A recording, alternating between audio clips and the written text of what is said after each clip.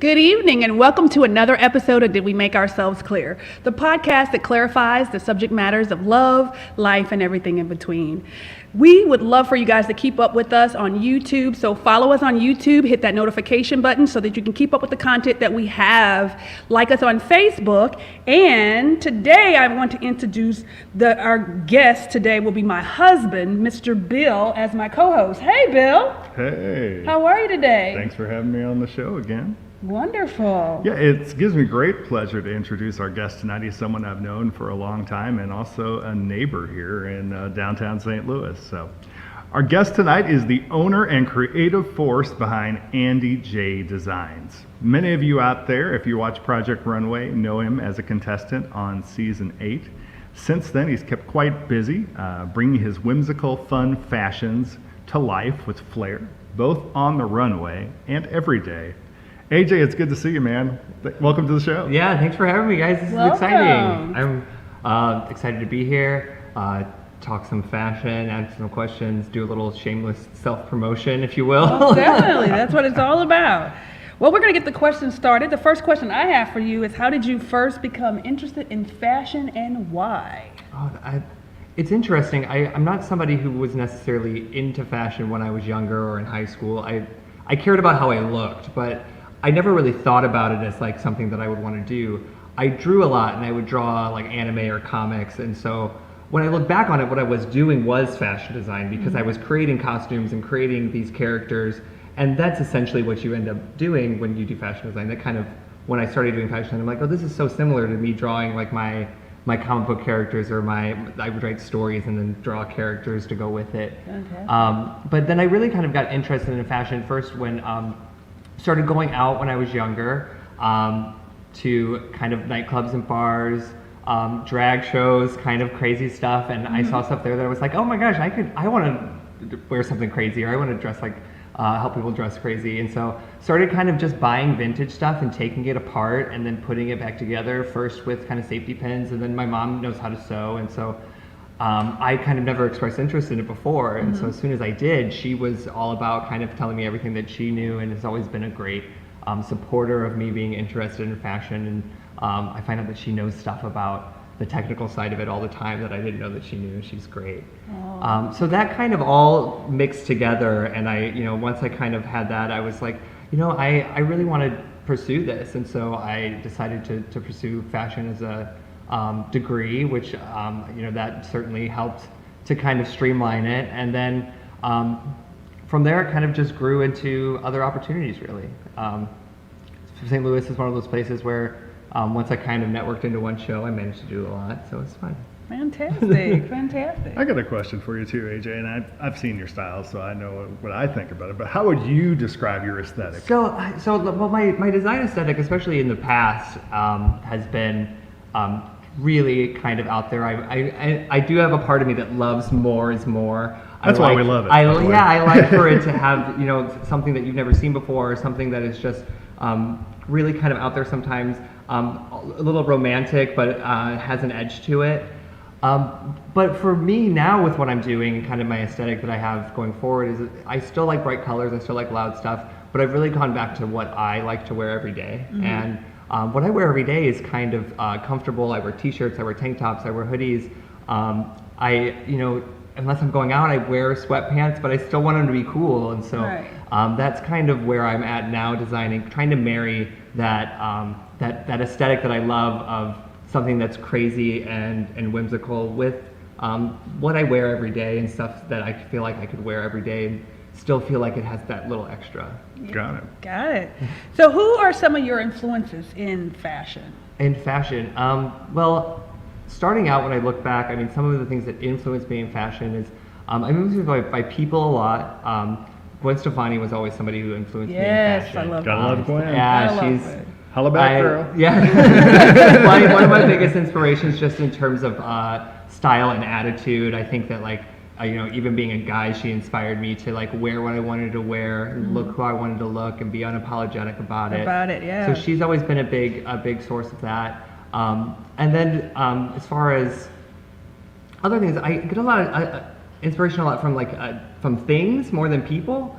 I'm inspired a lot by floral arrangements and flowers. I get inspired a lot about natural things, but making them pink, or green, or a color that's unusual.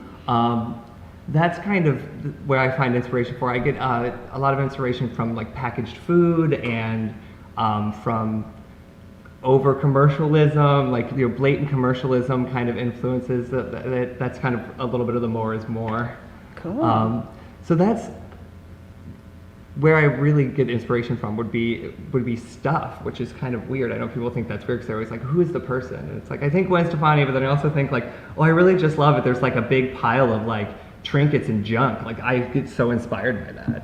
Yeah. That's awesome. So let's talk about Project Runway a little bit. So when you think back on that, how did that influence your life and career?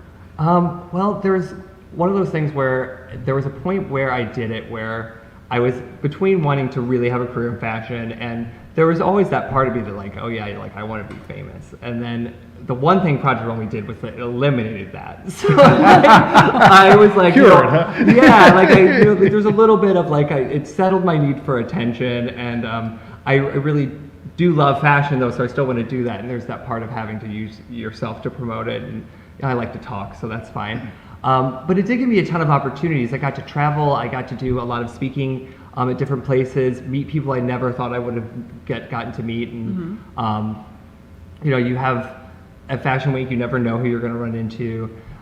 It allowed me too to just like meet people when I would travel who were other entrepreneurs or people from other places. Sure. Who were starting out, and so it was great for networking in that way. But really, it was kind of a mixed bag for me. Like I feel like I enjoyed doing it more than I enjoyed the aftermath of it. There's a little bit of like getting recognized by strangers in public that you think will be great, and then it's like anxiety inducing. So there was a little bit of that I had to work through afterwards. But that was also part of the journey, and part of what I think that ultimately, whether I won or not, it oddly, like I know it's dumb, but like it made me a better person. I think that I have a wider perspective, and I think that I'm a little bit more honest with myself. Okay. Yeah. Great. Well, what would people be surprised to know about with reality shows? What is an experience that would be surprising for the casual viewer to know? I think the biggest thing is the speed of it. Is that it seems fast on TV, and it's 5 times as fast in real life. Oh, wow. Like when you film challenges on Project Runway, at least, they get filmed back to back during the week. So you do challenge 1 on Monday, and then you have Runway on Tuesday, and then challenge 2 comes on Wednesday, Wow. and then the Runway is on Thursday. And you'll do 2 or 3 in a row before they give you a little bit of a break, which is just like a day. Oh. So wow. that's the Wow. one thing I don't think people understand is how fast they go. That you do 2 or 3 challenges in a row, days in a row, back to back to back. Wow. At least with my experience, that was it. I would hope that some of the shows now give people a break. But making people crack is half of the gig, right? So, Yeah. the other thing would be that I think it surprises people all the time when I tell them that you can't speak to anyone when you're not on camera. So wow. Wow. anytime on like Project Runway, you travel from a workroom to Mood or to another location where you're going to meet someone or see something. When you're in the car riding, because they don't take the cameras in the car, it's like they put you in these big production vans. You cannot speak. And they like basically hang over your head like, oh, if you talk too much, you're gonna get a lawsuit or get kicked off the show. But they don't do that to anybody. They're nice. They're nice about it. They're just like stop talking, or they always said you had to be on ice. So they would say, ice, be quiet. And then wow. everybody wants to win and wants to participate. So Exactly. you play along and you do it. But that's what I think surprises people a lot too. How little you don't get to speak when on a show on camera, which is why it seems like everyone has so much to say to each other. Ah, that makes sense. Well, after going through the experience of one reality show, and you probably already answered this with your earlier question, but would you do another one? Reality television, probably not. At least not like a competition like that. I mean, I wouldn't be opposed to like doing. I would do like Nailed It maybe, where it's just for fun and like the stakes don't matter. But I don't know if I could put myself through that again. More so that as much as I am a really outgoing person, I think everyone thinks that I always want to be like talking all the time because I talk a lot. there's a little bit of it that I just don't want to have to deal with, the constantly having to worry about, like, is someone going to come up to me and have something to say? Yeah. I can tell. Well, tell us a little bit about what you're working on now. Oh yeah. Well, what I'm working on now, I'm kind of centering everything around where I'm at on Instagram and Facebook, which is at AJ Oh My God. It's kind of the handle I've used for a minute, and I like it. I think it's easy to remember. I wanted something that kind of could make it easy for people to find me, essentially. Yeah. So I'm on that now, and it's menswear focused, but really unisex clothing. I mean, I feel like all menswear is to a degree unisex. Right. As long as you present it in the right sizing. So it's really just like comfort-based stuff right now, of like t-shirts, tank tops, stuff that I wear every day. Yeah. I'm of course wanting to build it and have plans to move into some other pieces and do jackets and that kind of stuff. Kind of building it as I go, seeing what works and what doesn't. It's my first time doing retail on a scale where I'm not the one, I'm outsourcing work, and so that's been a big change for me, but also exciting. I'm happy to do it. It makes the whole experience different, and it makes it stressful in a totally new way, but it's exciting, and I like that. So going forward, I'm really just looking to do stuff that I feel like people want to wear, but that's also accessible. It's a lot. If people are familiar with my work before, even if they see pictures of my past work, it's something that I've really tried to take back to like a realistic place, and I think that a lot of people feel like, even if they like my stuff, that my designs aren't realistic for them, even if they want to look at it. And so this is something I think is realistic for everybody. Yeah. So I know you've done women's wear, menswear, do a little mix of both. What would you say is more challenging and what's more interesting to you? I definitely prefer doing more menswear stuff. Part of it is that I just personally have an easier time with men's fit than women's fit. Okay. Just like that's like a boring technical answer. But from a personal perspective, I think that there is. Always feels like there's just way more places to go with women's wear. You can kind of go to this fantastic place. I think which is why I will go to this really romantic kind of out there kind of place with women's stuff. But I also feel like that people discount the fact that since men have so few options, that there is actually a lot of place for innovation and to do more interesting things with menswear. And that's something that I'm always looking to do, in a way that is still doesn't feel intimidating. You never want to. Fashion can be so intimidating. I know it can especially be intimidating for men, and so that's something that I've always dealt with too. Is I still don't even know what to wear sometimes, and there's such a weird selection of stuff. So I want to present something that's a little different, but still feels familiar, like something you already had. That sounds great. Well, is there anything in fashion that you haven't achieved yet, but like to do it? You probably answered this already, but well, what's on the fashion bucket list? That's right. It was really weird. There was like something like Project Runway or something that I was like, oh well, that's it, and then you get there and you're like, oh, that's not it. You gotta come up with something else. So I always wanted to own my own shop or have my own shop where I sell my designs. But with the way that e-commerce is changing, I don't know if that's necessarily where I would want to go with it. I feel like that there's so much opportunity to do things online and then to present it in fun multimedia ways. That I'm not sure if that's the goal anymore.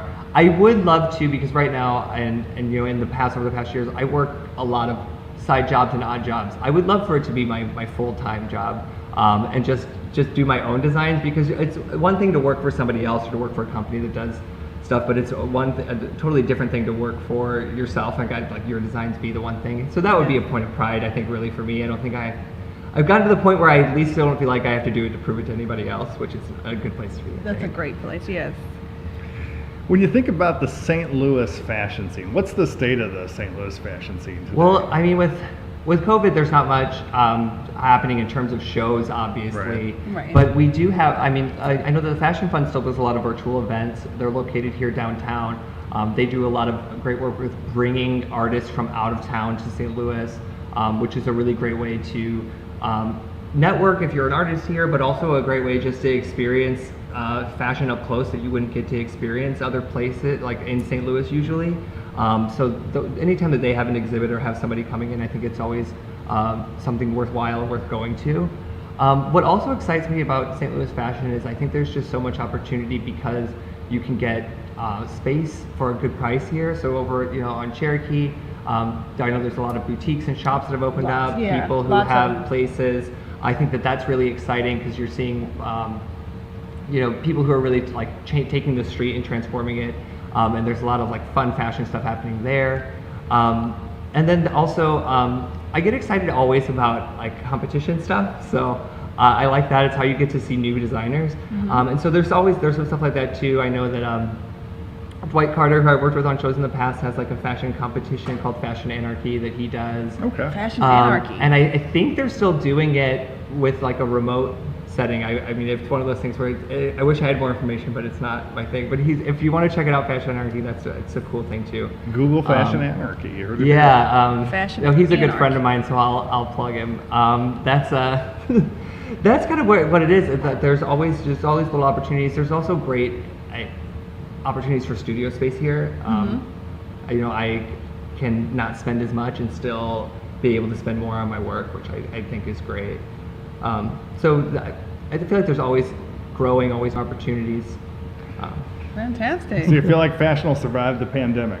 Oh, of course. I think it's just changed. I mean, right now everyone wants to be cozy, which is, there's a little bit of that I don't want to lose. Like, I like the fact that we're all like giving each other a little bit of a break. Yeah. But there's always that part of me that I love to get dressed up, so I always want to look different. Miss that. So I miss that aspect of it. But of course, yeah, I think right now there's a whole market for like high-end tracksuits. So. And tops. We wondered, did the fashion industry stop making pants for a year? We don't know. Right? Yeah. No. Yeah. Right. Well, is there anything else about fashion that you haven't yet talked about that you'd like for our viewers to know? I mean, I feel like this went so quick, and you filled us in so quickly. I want to know more. Oh yeah, no, we can talk about some more stuff. I mean, part of it is with what I'm working on now is that I want everyone to check out AJ. Oh my God, it's great. I think that you'll see, if you're familiar with my work, that it's changed a lot. I think that if you are familiar with my work, I hope you like it. It's something that has kind of been like a baby of mine to come back to. I took a little bit of a break for like 2 or 3 years from designing. I just kind of had to like reclaim my headspace a little bit. It's like makes me sound like a crazy artist person, but I just kind of had to step away from the work. In for a little academia, bit. they call it sabbaticals. Yeah, there we go. I took a sabbatical. There you go. That's right. I took a sabbatical, but now that I've returned to it, I think that I'm just in a completely different headspace of wanting to make clothes that are accessible and that everyone can wear. Most of my designs are available in 2X, some 3X. Good. Those tend to sell out, so I do my best to keep those in stock. Right. There's that I want it to be accessible in that way. I also want it to be accessible in something that no matter who you are, there's maybe something there that you could wear. Yes. That's really important to me, is for fashion to be inclusive, because my experience with the fashion world wasn't always inclusive, and I want it to be that way, because I know that I love fashion, but then sometimes I hate the people in it. So I don't want to be one of those people. I don't want it to feel like I'm gatekeeping or it's not for you. Like I think that that's something that's important. I understand that. Well, we had so much fun having you on the show. I feel like there's so much more I could talk to you about, but I ran out of questions on my own. Do you have any other questions, Bill? I guess I was to say, we're both dog owners. So tell us about Chloe. Oh, my dog. Tell us about the wonderful Chloe. She's very Yes, fashionable no, I love my herself. dog. It's actually, that is something too. I mean, speaking of the passion stuff, it's funny you bring that up, because of my dog, I'm always thinking about doing some dog stuff. When you do, call us. 'Cause Yeah, we want to no, buy some for yes, our we will tribe. definitely No, call. I mean, yes, I'm obsessed with my dog. She's like my favorite thing in the world. I basically spend my whole day thinking about her, and then no, she's great. She can be a little bit of a terror, but I love her to death. She's, like I said, inspired me that I made do some dog stuff. I did a little dog fashion show with her a couple months ago, so that was fun. Cool. She got dressed up in her dog tutu and went out. It was great. Made her her little party girl outfit for the day, so that was fun. Awesome. Well, I have a couple questions that just came in. I want to Yeah. shout out Eve's Nectar. Thanks for coming and joining us. And Sophia, thank you for joining us.